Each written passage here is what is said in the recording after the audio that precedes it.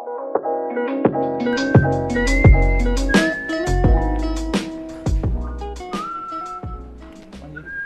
up, Vic? Udah naik lo? Udah tadi. Pecah nggak? Ya lumayan lah, ada beberapa yang... Kok nggak percaya? Nggak percaya? Gua nggak ngerti. Dilempar kerupuk gua tadi.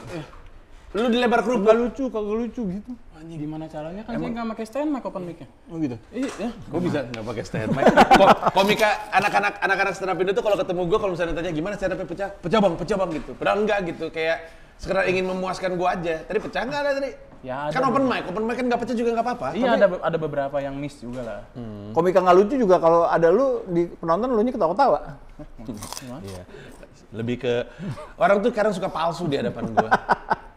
Tapi enak kan, maksud gua open mic di bawah enak kan? Enak. Ya. Udah pernah di kunci komedi?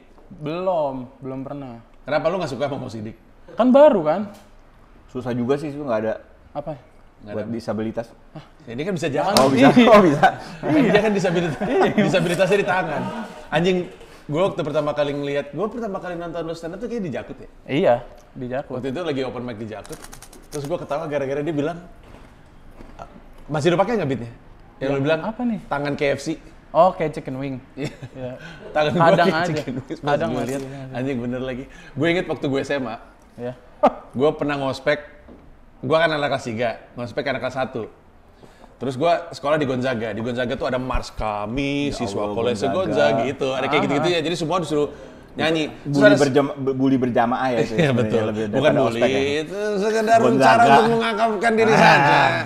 Terus udah gitu ada satu, kan jadi anak baru tuh disuruh nyanyi. Ayo nyanyi Mars Kolese Gonzaga gitu. Terus ada satu anak, lu pasti udah tahu arahnya kemana. Ada satu anak nyanyi gini. Kami siswa Kolese Gonzaga bilang, anjing jangan kurang ajar lu ya. Yang benar tangannya. Tangan saya emang gini kan anjing gitu. Itu beneran ada bangnya? Demi Allah. Gua kira cuma gua di dunia ini, Bang. Enggak ada. Jadi tapi dia di Ada yang sebelah. dua juga. Iya, Iya, cuman dia di ada. sebelah sini. Jadi kalau digabung nggak ada tangan kanan juga. Cuman tangan kanannya gini persis kayak lu. Apa jangan-jangan semua yang tangannya sayap kanan semua ya? Mungkin sayap kanan kan. Lu kalau Nani sayap kanan. Nani sayap kanan. Lu pernah mikir gak kalau tangan lu dua-duanya kayak gitu mungkin lu bisa terbang? Enggak sih, Bang, palingan gua di opor. By the way, baru ini ya. Lu tinggal luar negeri lu enak lu. Maksudnya? Kalau ada apa-apa sama acara ini. Iya juga sih. Gua tadi mau ngomong gini. Kalau kita bicara kayak gini, misalkan gue bercandain lu. Iya. Dia aja kan pasti nggak apa-apa kan? Lu nggak apa-apa kan? Apa jajan lu kenapa? Nggak apa-apa kan? Aman. Jadi apa-apa selalu karena kalau ada penonton. Kebayang nggak maksud gue? Oh iya benar. Gue tuh sebenarnya dari kemarin tuh lagi mikir.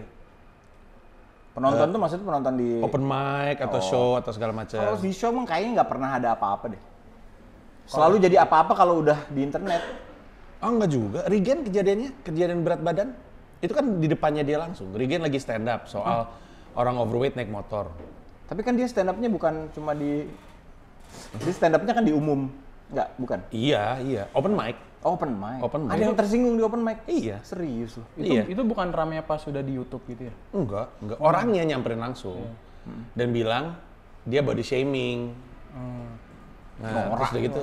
Terus dia bilang, lah kan gue gendut kata dia. Gue lagi ngomongin keresahan gue gitu. Iya sih. Ya, tapi gue sebenarnya juga lagi bingung. Apakah gue punya hak untuk bercandain? Gue ada satu cerita tuh kalau gitu. Apa? Itu yang membuat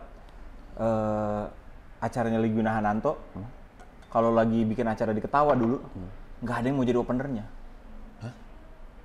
Wina kalau bikin acara di Ketawa, nggak ada yang mau jadi opener? Susah. Orang hesitate buat jadi openernya. Karena takut sama crowd-nya Wina. Crowd-nya Wina. Oh iya sih. Crowd-nya Wina tuh. Popon. Jadi crowd-nya Wina popon semua. itu antitesisnya Popon. Ya renggang-renggang dong bangkunya. Jadi dulu yang kena tuh Regi Hasibuan. Oh. Dia cerita dia ML sama ceweknya yang muslim gitu. Wah, habis didatengin selesai acaranya. Nah itu kan. Nah ini yang bikin gue bingung. Siapa yang punya hak? Kita nggak usah ngomong ke arah sana deh. Kita ngomongin soal bercandaan fisik aja. Right? Gue juga pernah ada yang walkout. Gue kan suka merhatiin tweet lu. Lu kan mengadvokasi untuk tidak bully orang gemuk kan? Gua mengadvokasi untuk kasihan sama orang gemuk. Tapi kalau pertanyaannya adalah, oke, kalau misalnya lu mengadvokasi untuk kasihan atau jangan bully orang gemuk, karena lu ikut kayak talk show gitu kan, apa sih lu sempet ikut kayak jadi panelis gitu nggak sih? Mesti jadi kayak ada acara apa di mana lu cerita soal peran komedi dalam bullying gitu-gitu kan sih? Iya, jadi gue dulu bikin bikin bahwa komedi itu bisa meredam bullying.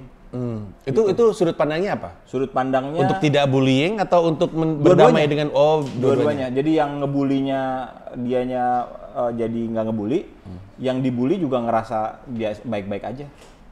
Gitu. Gara-gara komedi. It work. Udah ada penelitiannya di dunia. Gimana tuh? Jadi kalau misalnya lu adalah yang dibully, ketika lu terjun di dunia komedi, lu tuh kayak menerima diri lu apa adanya, sehingga apapun hinaannya segala macam lu udah nggak dengerin. On the flip side, mereka juga gara-gara berkomedi gitu, mereka jauh lebih sensitif. Orang komedian tuh sebenarnya jauh lebih sensitif loh. Kecuali Coki Pardede sih. Itu nggak punya hati.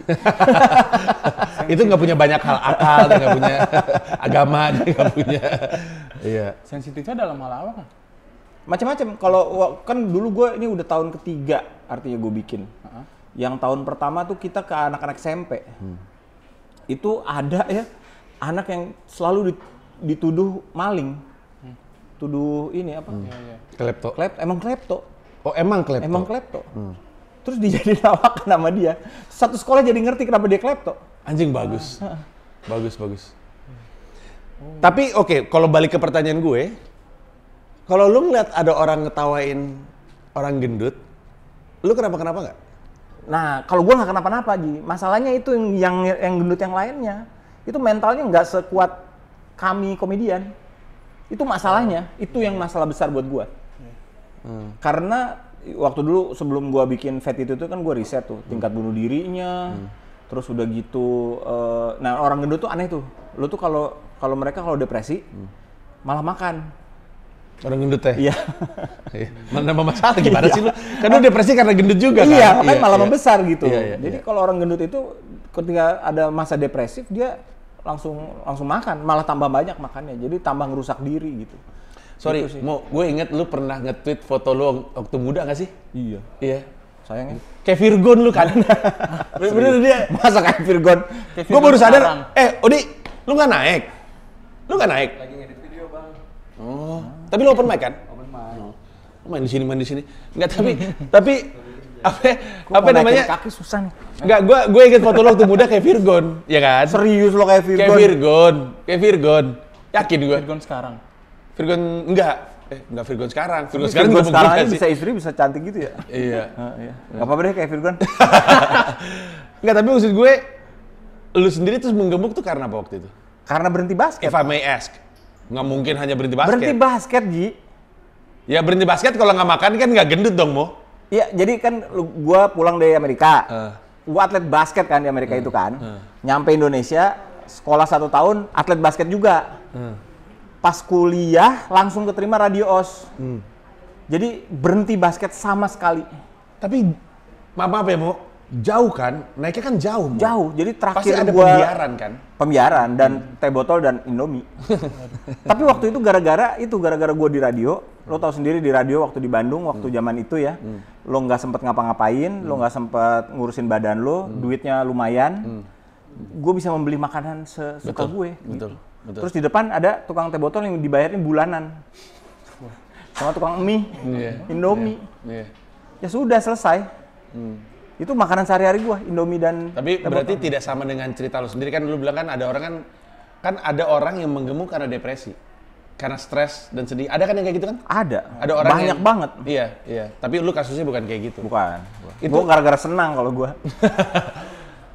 Oke, tapi kalau gua tarik mundur kan, Fikri mungkin lu pernah dengar omongan bahwa kita nggak boleh ngebecandain kondisi orang yang dia nggak bisa ubah. Iya, pernah dengar. Kayak cacat. Iya, benar. Ya kan? Gemuk termasuk kondisi yang nggak bisa diubah? Termasuk. Bisa dong, Mo. Jadi gini.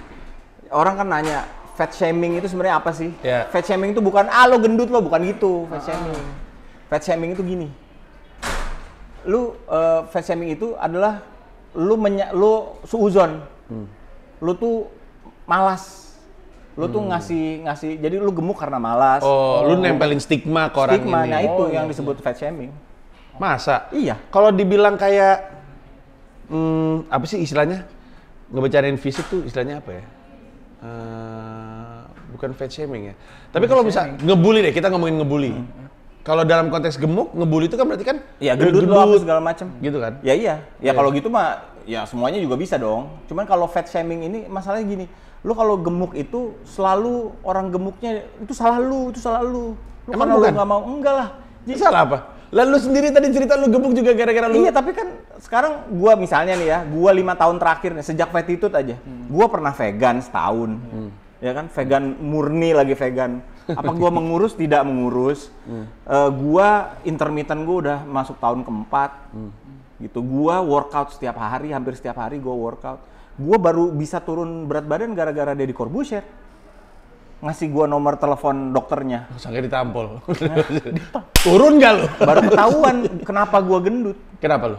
Karena hormon imbalance. Oh jadi treatmentnya obat. Obat sama ada namanya Ozempic. Gua tiap Jumat tuh. Berarti gue salah selama ini. Gue pikir gendut itu sesuatu yang bisa gue bercandain. Karena menurut gue gendut bisa diubah. Kayak karena gue ngelihatnya kayak gitu. Kayak lu tahu yang terjadi sama Saikoji nggak? Iya. Turun 32 kilo. Dia sekarang lagi seneng ngasih lihat videonya dulu dan sekarang Gue gitu. terinspirasi banget tuh. Iya, terus udah gitu gue juga ngelihat di Instagram gue tuh banyak banget. Gue juga nggak tahu ya kenapa yang disodorin video-video itu. Mungkin karena gue happy. Mungkin gue happy ngeliat orang berjuang gitu. Gue seneng ngeliat orang berjuang. Ada orang yang nggak selalu tapi gemuk terus tiba-tiba terus jadi berotot gitu. Jadi gue dalam benak gue tuh selalu berpikir gendut tuh pilihan. Gendut tuh kondisi yang bisa diubah. Jadi gendut boleh gue bercandain. Tapi sebenarnya nggak semuanya Nggak gendut. semua orang gendut itu bisa ngubah. Jadi gua itu berusaha menurunkan berat badan gua, ya percuma kata dokternya. Karena lu bukan itu masalahnya.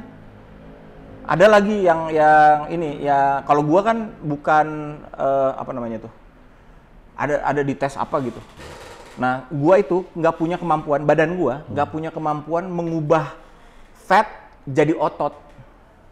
Jadi gua mau fitness berapa puluh kali, naiknya dikit-dikit terus turunnya bakal banyak. Mana lu juga nggak boleh operasi sedot lemak ya. Lu harus turun di bawah 100 kilo dulu untuk kemudian bisa kan. Sementara turun 100 kilonya lu butuh obat. Kalau lu sendiri kalau misalkan Nah, ini bisa nih. Saya enggak ya. Tangan. Kondisi. Tangan bisa bang, ada Ida Dayak namanya bang. Itu kemarin sempat viral, sekarang udah biasa lagi orang. Dayak. Iya, Ida Dayak. dari tahun ke tahun tuh ada kalau nggak Ida Dayak. Siapa tuh yang tangannya masukin batu tuh? Oh, Ponari. Ponari, ya kan? Ada mulu. Lu sendiri berdamainya sama tangan lu sendiri dibantu komedi atau udah berdamai duluan baru kemudian lu ketemu komedi? Lupa sih bang, mungkin Sorry, gua lupa nanya ya, gua lupa nanya. Itu tangan lu bisa dipakai nggak sih? bisa. Yang kanan? Bang, bisa. Bisa dipakai nulis? Oh enggak. Oh, nggak bisa. Palingan jadi tumpuan doang gitu. Oh. Kalau ini gelas bisa nih gue jepit. Oh. Bisa, cuma Pakai ketek itu bukan pakai tangan. enggak pakai ini. Ke sini. Oh, kesini gitu. Enggak ketek juga kan. Oke. Tapi lu butuh waktu untuk berdamai sama itu? Kayaknya iya, cuma karena gue mungkin dari kecil tuh sekolahnya sekolah umum. Jadinya ya udah gitu. Dikatain gue masih bisa ngatain balik. Sama gue ngatain. Emang kalau swasta dikatain nggak bisa ngatain balik? Bukan, misalkan Kalau swasta katanya pakai bahasa Inggris. Ngatain baliknya susah. sekolah umum tuh perbandingannya SLB Kang, maksudnya. Oh. Ya, gue emang dari kecil tuh udah sekolah umum aja gitu sama temen-temen yang biasa. Jadi lu terbiasa dicela-cela. Artinya lu gua beda dong ya? Iya, dan gue biasa nyela orang juga. Iya. Nah, lu kan berkomedi untuk menertawakan kondisi lu kan? Iya. Tapi kalau ada orang ngetawain kondisi lu tersinggung nggak? Karena gue ingat, Ical Kate tuh sempat tersinggung. Ical Kate kan sempat cerita kalau dia belum berdamai. Dia masih nggak seneng dibicarain kayak gitu. Bahkan di waktu itu sempat ada yang dia Emang nyolot tapi orangnya nggak? emang anjing sih Ical Kate. Kerja mabok mulu. Ya, jadi fitnah. Kayak waktu itu dia juga sempat ngelihat Rian Balita, terus waktu Iya. itu dia sempat bermasalah sama Rian Balita atau apa gitu. Kurang tahu deh gue. Iya. Tapi bahkan komika sendiri tuh nggak semuanya, artinya komika tuh nggak semuanya berdamai. Gue ganti istilahnya. Dia cuman bersedia kalau dia yang ngetawain, tapi dia belum bersedia kalau orang lain yang ngetawain dia. Kayaknya ada deh yang beberapa kayak gitu. Iya kan? Ada yang kayak gitu kan. Kalau lu orang lain ngetawain lu masih oke? Gue masih oke sih, kadang gue kalau udah biasa tuh entah open mic atau acara gimana gitu, kadang yang naik setelah gue tuh selalu niruin tangan gue buat di awal-awal gitu-gitu. Emang lucu sih. Iya, emang sih. Dan mirip gitu. Iya. Jadi Itu lu sebut kecacatan nggak? kayaknya iya deh. Kayaknya iya. Cacat sih ini. Cacat udah.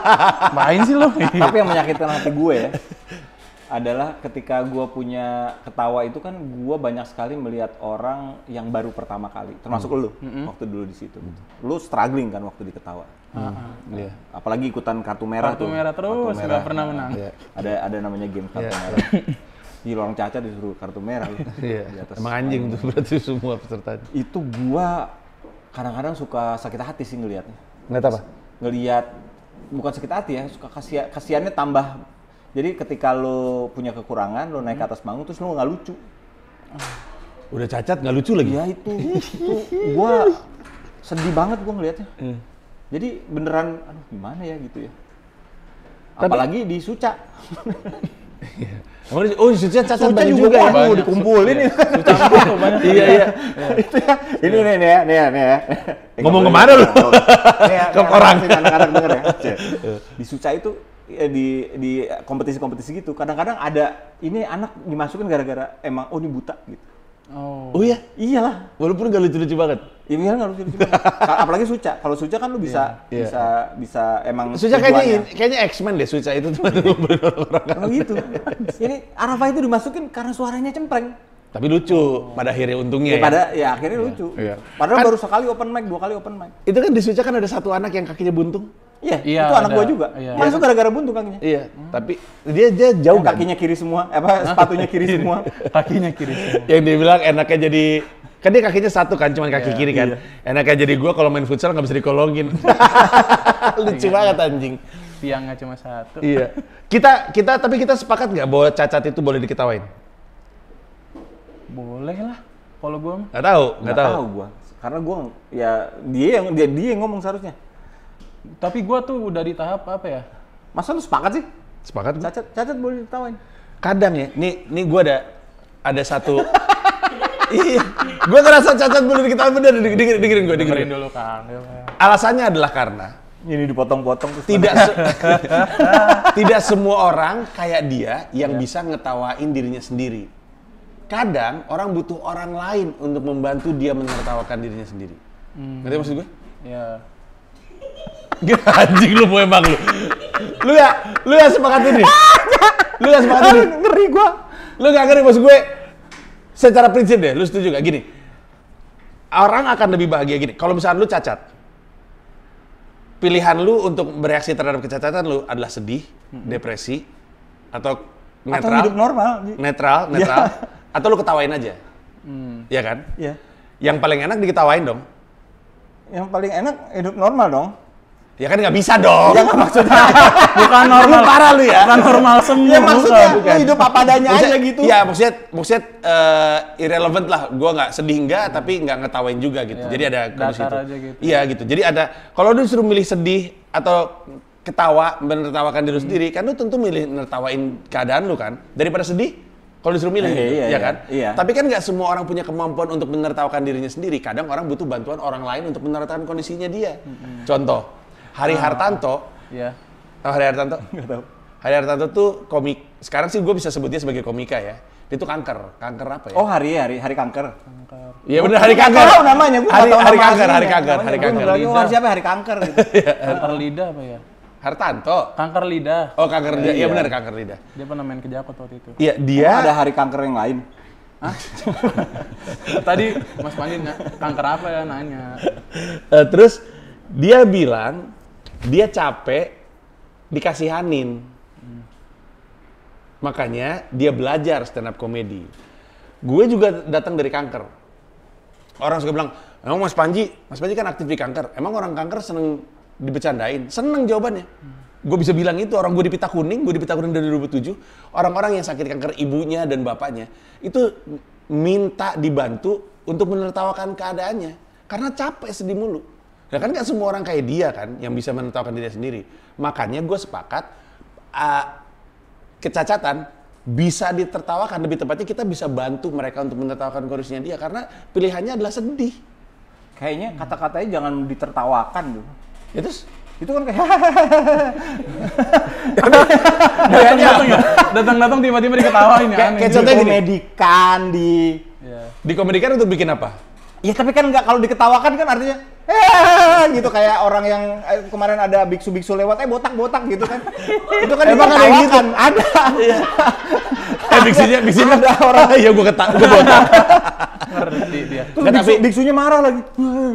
Gitu. Tapi secara prinsip, lu setuju nggak sama yang tadi gue bilang?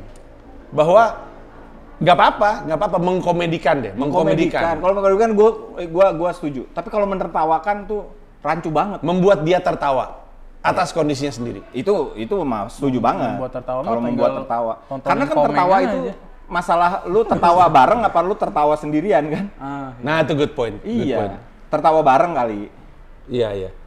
Kalau ketawa sendirian gitu. Karena kan kayak misalnya gini. Waktu itu Andrew Schultz kalau nggak salah lagi stand up, di depan ada yang pakai kursi roda. Terus udah gitu dibecandain. Iya. Terus crowd-nya nggak terlalu Iya, ikut bersama dengan Andrew Schultz. Terus Andrew Schultz bilang, "Kenapa lu nggak ketawa? Kan lu yang datang ke sini. Lu datang ke sini karena tahu lu mau dibecandain kan?" "Iya," kata dia. "Lah lu kenapa orang dianya oke gitu?" Ngerti nggak maksud gue? Kadang-kadang orangnya nggak apa-apa, si orang dengan kecatatannya atau disabilitas atau difabel atau apapun istilah yang mau lu pakai, itu sebenarnya nggak masalah. Kadang-kadang orang lain yang tersinggung untuk orang-orang ini. Tapi gue juga pernah ngobrol sama Bang Jack ya, tentang apakah disabilitas itu bisa dibicarain atau enggak. Di antara teman-teman disabilitas juga masih nggak kompak sih. Masih nggak. Iya kan? Masih. Ada yang nggak, penggunaan istilah teman tuli aja belum semuanya on board. Belum. Iya. Emang mereka nggak bisa dengar. Hah? Maksudnya? Enggak, ada yang senangnya Justru yang kan ada yang nggak ngerti. anjing. Justru yang harus tahu tuh yang bisa denger kan. Enggak kan, ada debat antara apakah mau pakai tunarungu atau mau pakai tuli. Iya. Karena tunarungu tuh kesannya ada yang rusak gitu. Iya. Padahal tuli tuh emang kondisi gua aja kayak gini. Gua lebih seneng disebut teman tuli ketimbang disebut tunarungu, karena tunarungu mengindikasi ada yang kurang dari gua. Enggak. Gua biasa, cuman gua nggak bisa dengar. Jadi kalau buta aja ngomongnya gitu. Nah, kalau buta, nah ini beda-beda nih. Ini orang-orang catat pada nggak kompak. Beda cabang olahraga, bisa lihat, beda ini. Beda-beda ininya ya, Iya. beda cabang-cabangnya tuh beda aturan gitu kayaknya deh. beda cabang, beda aliran, Iya. beda aturan, ya bener. Kayak ada di stand up Indo, ada komika lain yang kayak punya kondisi tangan serupa nggak? Atau tangannya buntung gitu-gitu? Ada sih kayaknya gue minggu kemarin apa ya? Datang aja ke open mic, ketawa Lihat semuanya. Pasti satu Sempat dari lihat di 5. Instastory gitu ada yang tangannya kecil apa buntung gitu. Ada gitu. Cuma orang di Bogor apa di mana gitu ya? Iya. Baru ngeliat sekali tuh. Makanya gue mulai dari Bergabunglah orang-orang dengan tangan-tangan yang susah tos. susah tos. Gue diketawa bikin mic kecil lah. Ya. Clip on. Nggak. Tadi kan lu bilang lu nggak setuju disabilitas diketawain. Kalau lu setuju dikomediin, tapi diketawain nggak? Ya maksudnya tertawa bersama ya, Iya. bukan diketawain. Iya. Nah, ini masalah baru. Misalnya kita sepakat nih bahwa kondisi disabilitas atau kecacatan tuh boleh dikomedikan.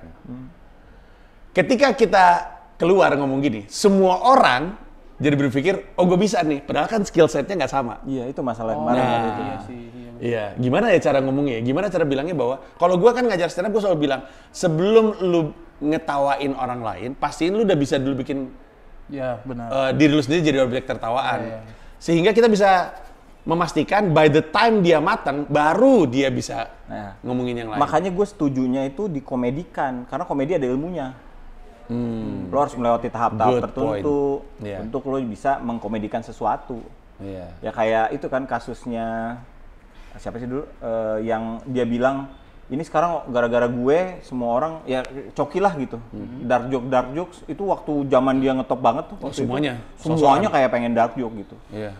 Tapi nggak tahu gitu, nggak punya stage presence, nggak punya permission to laugh apa segala macem. Penontonnya nggak dikenalin dulu dia siapa gitu.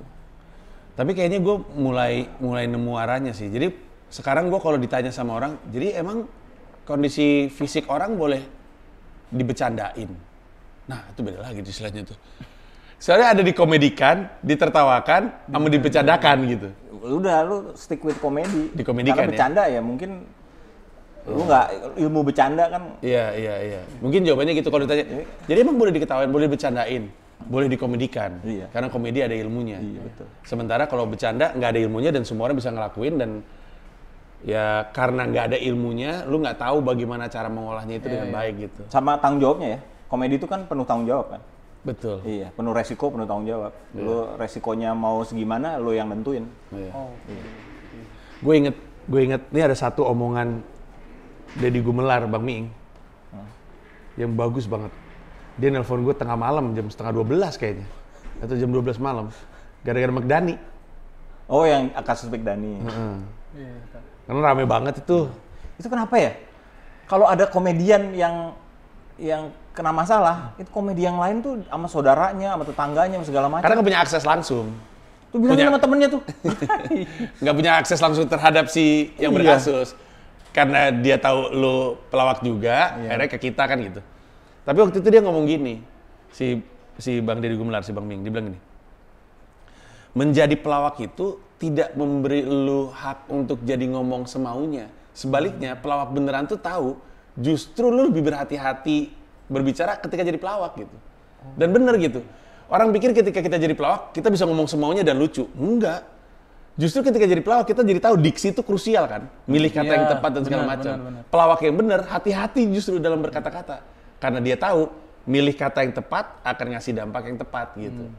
Jadi emang pelawak, kalau orang berpikir menjadi pelawak ngasih dia hak untuk ngomong semaunya, itu salah. Justru lu harusnya hati-hati jadi pelawak itu. Cuman saking jagonya, seakan-akan tuh seamless gitu, kayak effortless gitu kita ngomong. Padahal enggak, udah lewat proses yang panjang gitu. Itu yang banyak orang nggak tahu. Jadi ketika dia ngelihat Mo Sidik lagi ngetawain tangannya Fikri gitu misalnya, dipikir gue juga bisa ngelakuin hal yang sama. Padahal Mo Sidik bukan lagi ngetawain. Mo Sidik lagi mengkomedikan gitu. Iya. Kan gitu ya. Sebenarnya ada yang lucu nih soal, nggak lucu sih. Baru mau nanya, awas nih. ini gara-gara waktu kasus di Malaysia kemarin, yang tiba-tiba di acara open mic itu ada cewek buka jilbab. Oh, kayaknya sempat rame juga. Rame. Sampai dunia komedi Malaysia sekarang tutup lah semuanya gitu. Sedih. kasihan. Gara-gara itu. Karena dia juga kejadian di comedy club kan, Kejadian dan cuma ada satu comedy club. Betul. Nah dulu gue diinterview sama TV Malaysia, ditanya, terus kenapa orang tuh kayak gini gitu. Nggak gitu dong ngomongnya. Macam mana nih? Macam mana? Anda menertawakan orang Malaysia atau mengkomedikan ini? Emang lucu-lucu. Saya tertawain aja. Terus. Terusin. Nah kata gue, open mic itu emang tempat orang salah kata gue. Tempatnya orang hilaf. Karena dia nyobain aja semua. Dia nyobain ujungnya di mana, dia nyobain edge-nya di mana, dia nyobain sampai ini menyinggung orang, nanti dia balik ke rumah terus dia ngecek nih, oh ini rupanya nyinggung ya. Oh ini rupanya nggak lucu ya. Oh ini nyinggung tapi lucu. Ya biar dipakai aja gitu. Gitu. Jadi open mic itu memang tempat orang hilaf. Iya, betul. Gue bahkan pernah Jadi dikasih jangan tahu. dihitung dosa. Iya. Gue dikasih tahu sama teman gue di komika. Teman komika di New York. Gue mengeluhkan karena gue abis ngebom di open mic. Dia bilang, nggak ada orang ngebom di open mic. Iya. Ngebom tuh di show. Open mic itu tempat kita latihan. Bener kan? Iya. Bener. Jadi kalau misalnya mau nyoba, di mana itu edge-nya, ya ketersinggungan itu, ya di open mic. Makanya gue kaget banget tadi, ada orang protes di open mic. ada. Ya itu yang tadi itu. Nah, cuman kan masalahnya yang protes kan penonton. Penonton kan nggak bisa bedain open mic sama show. Iya. Kadang kalau Karena open kita mic nggak boleh pakai kata open mic. Sekarang sudah. Iya. ikutan sih. Iya, ya Allah, lu bikin gua anjing, nggak enak gua anjing. Iya, karena untuk orang awam ini mah acara stand up. Iya. Jadi dia nggak ada konteks di kepala dia bahwa open mic itu tempat latihan gitu. Yang salah host artinya. Betul, gue setuju. Hostnya nggak pernah bilang. Kadang-kadang komikanya anjing juga. Kadang-kadang komika datang mau open mic, bener. Kita pasti sempat ngalamin, kita mau datang untuk open mic. Penonton rame, nggak jadi open mic, malah jadi bawain materi solid gitu kan, suka kayak gitu kan. Lumayan nih, gue anggap aja sebagai show. Akhirnya orang juga jadi ngerasa, ayo datang ke open mic ini show nih kayaknya. Sehingga treatment di benak penontonnya show, ekspektasinya show, ngelihat ada orang bereksperimen. nggak dianggap sebagai sebuah eksperimen gitu, dianggap sebagai sebuah barang jadi. Memang butuh waktu sih, kita masih muda banget gitu. Fakta bahwa gue yang dianggap founder masih bingung di kepala gue soal apakah disabilitas masih bisa dijadiin bahan komedi atau enggak, itu kan menggambarkan, bahkan di gue juga gue masih, tapi sekarang gue enak untuk membantu diskusi di antara masyarakat gitu. Lu kerjanya memang membantu diskusi di masyarakat. Lebih tepatnya saya kerjanya menolong komika-komika yang tersinggung. Setiap kali tersinggung nelfon gue mulu. Karena gini, orang tuh kadang-kadang nggak boleh dibercandain, itu nggak boleh diketawain gitu. Kita sekarang bisa bilang bahwa ada cara untuk tahu itu sebenarnya lagi diketawain atau lagi dikomediin, yaitu ada disiplin ilmunya nggak? Ada ironinya nggak sih itu dibalik apa yang diomongin, atau sekedar jahat aja? Kalau sekedar jahat aja, karena orang tadinya patokannya tuh ada yang ketawa atau enggak, mau kebayang nggak? Iya. Tadinya gue itu joke atau bukan, itu komedi atau bukan, datang dari ada ketawanya atau tidak gitu. Tapi setelah gue pikir-pikir, ada orang jahat yang ketawa terhadap hal-hal jahat gitu. Iya, betul. Kebayang kan? Jadi lu bisa menertawakan dan orang lain ikut ketawa. Tapi bukan berarti itu komedi. Itu lebih karena orang jahat menertawakan hal jahat gitu. Ini anak buahnya. Iya betul. Betul. Iya, itu jahat itu sih. Iya. Nah, kalau komedi sekarang kita enak. Kita bisa nandain bahwa patokan ini joke atau enggak adalah bukan ada yang ketawa atau tidak, tapi apakah ada disiplin ilmunya atau tidak gitu. Coba kita iniin aja. Nih, McDani misalnya, yang kasus itu Habib Rizik. Iya. Itu kan nggak komedi. Tidak komedi. Dia menertawakan. Iya. Jadi sah aja kalau itu tersinggung sama, nggak sah ya, maksudnya mungkin aja orang bisa jadi tersinggung, terus jadi masalah, jadi polemik, dia minta maaf. Iya. Kalau kucing gua? Menurut gue itu komedi. Jelas. Iya. Orang saya lucu. Gue pernah minta maaf di media Malaysia. Gimana minta maaf? Malaysia lagi. Jadi C dan saya bernama Musidik. Jadi gue open mic. Ini baru ada tempat namanya Pucong di Malaysia tuh. Ini tempat baru. Lompat-lompat nggak tuh dia? Terus? Can't help it. Iya, nggak bisa. Tadi gue ngeliat lo menahan gitu. Insting masuk. Terus udah gitu. Jadi itu tempat baru pertama kali. Udah gitu bikin open mic-nya berbahasa Indonesia. Awe pernah tuh di situ. Awe pernah nyobain open mic di situ. Terus udah gitu gue ngomongin jilbabs. Which is di Indonesia. Berdiri dong. Seorang laki-laki, biasanya kalau ngomongin jilbab yang tersinggungnya ceweknya, tapi laki-laki mencoba membela. Ya, Jadi dua-duanya terus keluar ngomong sama yang punyanya segala macam. Terus apa yang terjadi? Gue suruh minta maaf. Ininya punya kayak semacam online media gitu. Gue minta maaf, terus komika Malaysianya marah sama gue. Karena lo minta maaf? Karena gue minta maaf. Iya. Ya kata gue, ntar gue gak bisa pulang, kata gue. Lu kan di sini anjing gitu. Berarti tadi kita bilang bahwa sebenarnya kondisi yang tidak bisa diubah, termasuk gemuk salah satunya, termasuk kecacatan gitu ya atau apa, itu tidak bisa ditertawakan karena jahat, tapi bisa dikomedikan. Ya. Karena dan itu patokannya adalah hal yang tidak bisa diubah. Gue punya pertanyaan sedikit aja nih. Cuman gue penasaran aja. Kalau bahasa, itu hal yang bisa diubah atau enggak? Gue mau ngomongin Hifzi. Gitu ya? Hifzi kan lagi rame banget tuh. Lang tang tang, song tang tang tang. Orang Thailandnya maksudnya tersinggung nggak? Ngamuk, men. Itu yang serius? orang Thailand Ngamuk. apa orang sini sih? Banyak orang Thailand. Kalau bahasa tuh kondisi bisa diubah atau enggak ya? By the way, yang di bawah lagi open mic siapa sih? Masih ada sisa Awe tadi ya? Kayaknya iya deh. Masih ada berapa orang lagi sih di bawah? Lu nggak mau nonton? 12. Banyak banget ya. Gue pengen nonton, gue pengen nonton Awe soalnya. Yuk, nonton ya. Itu pertanyaan didiemin aja itu. Biarin aja, buat kita cermatin. Gue pengen nonton Awe daripada ntar dia keburu turun. Gue nonton dari Comikanya. Widih, keren. Pakai aplikasi gue.